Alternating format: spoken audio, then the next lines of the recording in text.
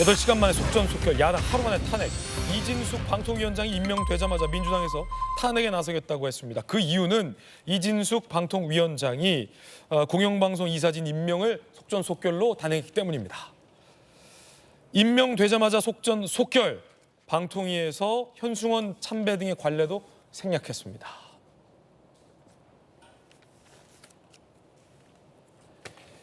대통령 임명한 제가 방통위 출근 그리고 공식 발표 11시 취임식 오후 5시에 박문진과 KBS 이사진 교체를 의결했습니다. 자, 그러자 민주당에서는 방통위원장 4번째 탄핵을 추진하겠다고 나섰습니다.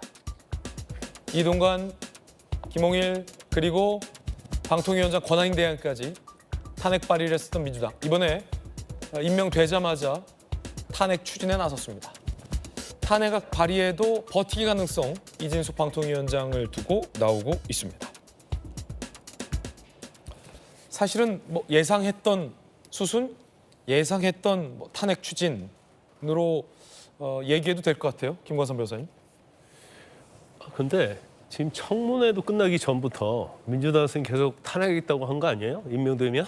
그러면 아직 그 당시의 기준으로 이제 임명된 다음에 어떤 법률 헌법 위반, 중요한 헌법 법률 위반을 했다면 모르겠지만 아직 청문회 절차에서도 임명되면 탄핵하겠다고 하고 있는 거예요.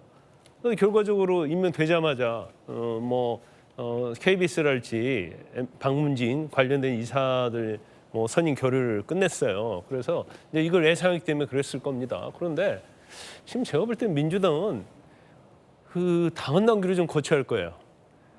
정체성에 관련해서 우리의 전문성은 탄핵과 특검을 전문으로 한다. 이것이 아마 일조에 들어갈 것 같아요. 탄핵과 특검의 늪에 빠져 있는 거예요. 자, 22대 국회 개원한 다음에 민주당이 뭘 했지? 그럼 우리가 탄핵, 특검, 법사위에서 청문회 이것밖에 남는 게 없거든요. 국민이 이렇게 하라고 압도적인 표를 몰아준 겁니까? 근데 본인들은 그런 거 이 얘기 하잖아요. 압도적인 표를 몰아준 것은 이렇게 하라고 해서 몰아줬다 이렇게 얘기를 한단 말이에요. 그러면 이런 것들이 왜 국민의 정서에 맞지 않고 눈높이에 맞지 않는다는 것이 최근에 여론조사에 보면 다 나오지 않습니까? 압도적인 표를 몰아줬어요. 그러면 민주당을 지지를 했어요. 네. 그런데 여론에서는 오히려 국민의힘이 더 지지도가 높은 이런 결과들이 속속 나오고 있단 말이에요. 그러면 사실 지금 왜 그렇게 방통위원장 지금 3번째 탄핵을 시도하는 거 아닙니까? 왜 시도하는 거예요? 결과적으로 정권이 바뀔 때마다 방송을 장악하려는 그런 시도가 있었는데 지금 민주당에서는 자기들이 장악한 방송을 빼앗기지 않기 위해서 지금 탄핵을 도구로서 이용한단 말이에요. 그러면서 왜 지난 문재인 정부 때는 방송 3법, 4법을 왜 그때는 통과시키지 않았죠?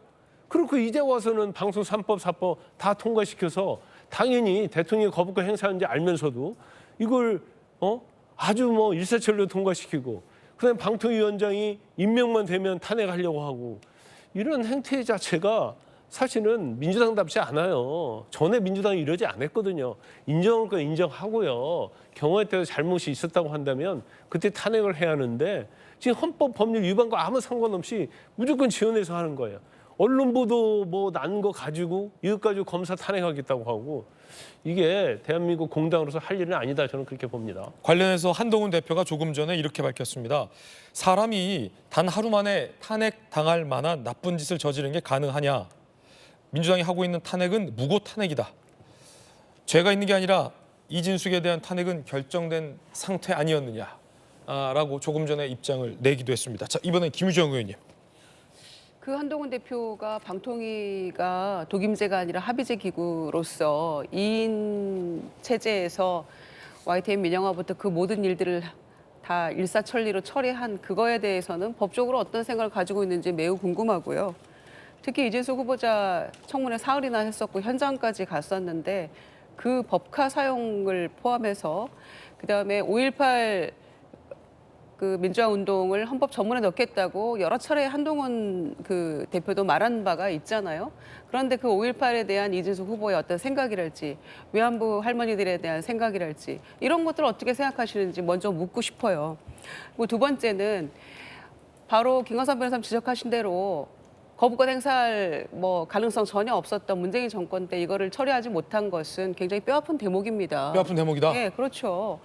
모두가 그렇게 생각하고 있고 다들 반성하고 있고 저 같은 원외가 반성하는 게 무슨 의미가 있는지 모르겠어요. 혹시 김유정 의원님만 원회에서 반성하고 계신 건 아닙니까? 많은 분들이 다른 분들은 반성 안 하시는데. 반성하시더라고요. 그래서 그때 못한 게 뼈아프다 이런 얘기 하는데 그럼 이제 와서 어떡하겠습니까? 이 무한 반복되는 상황을 누군가는 고리를 좀 끊어줘야 네. 되는데 이걸 어떻게 할 것이냐라는 문제가 있는 것이고요. 그래서 저는 굉장히 안타까운 것이 지난번에 우원식 국회의장이 중재안을 냈었잖아요.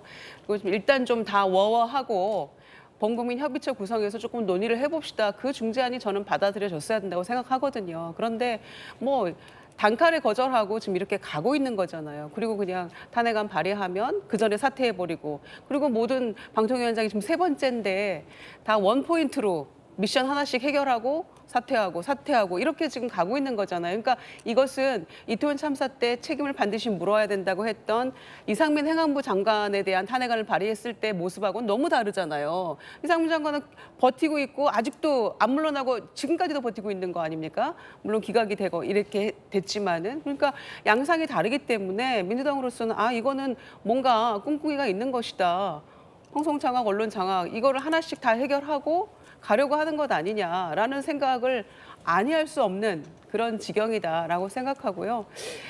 그렇게 사람이 없었을까 이진숙 후보자 청문회를 4월 동안 지켜보면서 정말 그게 이 정권의 참 불행이다라고 생각이 됩니다. 이거는 탄핵안 발의했으니까 어떻게든 처리는 할 것이고 또 버틴다 이런 얘기도 있어요. MBC 거를 처리를 했으니까 향후 두고 보겠습니다만은 이 고리를 끊는다면 윤석열 대통령은 성공한 대통령으로 기록될 수도 있을 텐데 매우 안타깝다 이런 말씀 드립니다. 양측 의견 전해드렸습니다. 여러분은 어떻게 생각하십니까?